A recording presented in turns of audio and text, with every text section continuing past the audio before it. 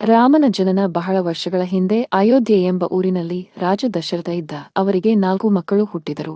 ರಾಮ, ಲಕ್ಷ್ಮಣ, ಭಾರತ ಮತ್ತು ಶತ್ರುಘ್ನ. ಅವರಲ್ಲಿ ರಾಮನು ಹಿರಿಯ. ಸೀತೆಯ ಜೊತೆ ಮದುವೆ. ರಾಮನು ರಾಜಜನಕನ ಮಗಳು ಸೀತೆಯನ್ನು ಮದುವೆಯಾದ. ಅವರು ಇಬ್ಬರು ಒಳ್ಳೆಯ ದಂಪತಿಯರಣ್ಯಕ್ಕೆ ಹೋದರು. ಒಂದು ದಿನ ಅಪ್ಪನ ಮಾತನ್ನು ಕೇಳಿ ರಾಮನು ಸೀತಾ ಲಕ್ಷ್ಮಣರ ಜೊತೆ 14 ವರ್ಷ ಅರಣ್ಯದಲ್ಲಿ ವಾಸ ಮಾಡಲು ಹೋದ. ರಾವಣ ಸೀತೆಯನ್ನು ಕೊಂಡೊಯ್ದನು. ಅಲ್ಲಿ ದೊಡ್ಡ ರಾಕ್ಷಸ ರಾಜ ರಾವಣ ಬಂದ.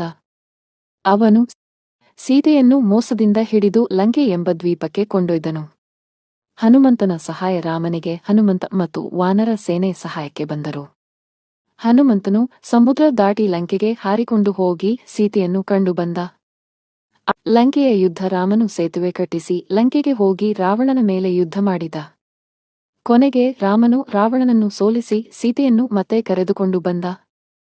ಅಯೋಧ್ಯೆಗೆ ವಾಪಸ್ಸು ಅರಣ್ಯವಾಸ ಮುಗಿದು ರಾಮನು ಸೀತಾ ಲಕ್ಷ್ಮಣರ ಜೊತೆ ಅಯೋಧ್ಯೆಗೆ ಬಂದ. ಜನರು ಸಂತೋಷದಿಂದ ದೀಪ ಹಚ್ಚಿ ಸ್ವಾಗತಿಸಿದರು. ಇದೇ ದೀಪಾವಳಿ ಹಬ್ಬ. ರಾಮನ ಕತೆ ನಮಗೆ ಸತ್ಯ ಮಾತು ಪಾಲಿಸಬೇಕು, ಒಳ್ಳೆಯದನ್ನು ಮಾಡಬೇಕು, ಕೆಟ್ಟದನ್ನು ಗೆಲ್ಲಬೇಕು ಎಂದು ಕಲಿಸುತ್ತದೆ.